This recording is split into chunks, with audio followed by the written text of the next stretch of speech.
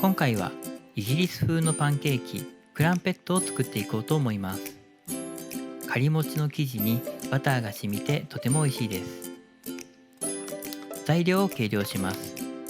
まず薄力粉 100g、 全粒粉を 10g、 もしない場合は薄力粉 110g で作ってください。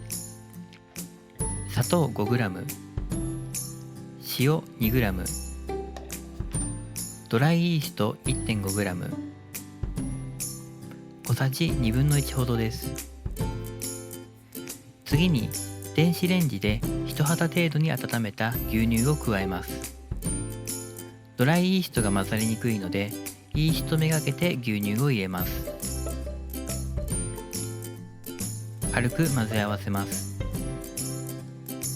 クランペットは通常のベーキングパウダーで膨らませるパンケーキと違い、イーストで膨らませるのが特徴です。ラップをして常温で1時間ほど置いておきます。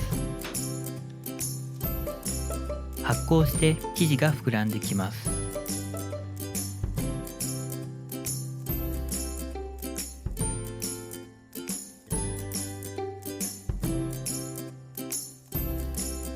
このくらいになれば OK です。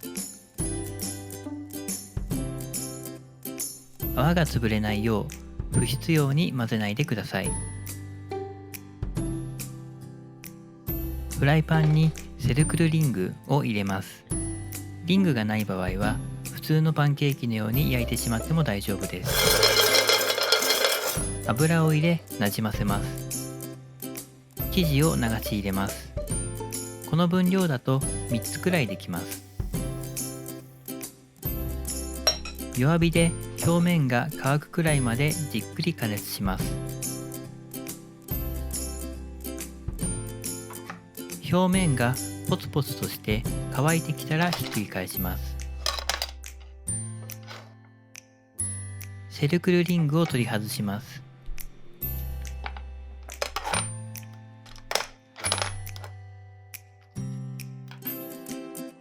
反対の面が香ばしく焼ければ完成です。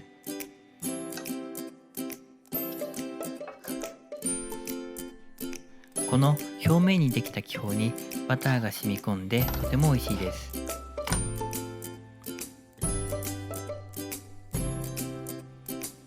お皿に盛り付けます。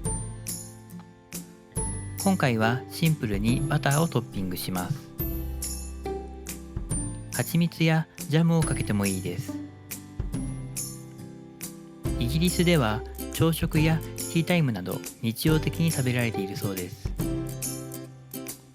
普通のパンケーキと違い、表面のカリカリ感と中のもっちり感の対比が特徴です。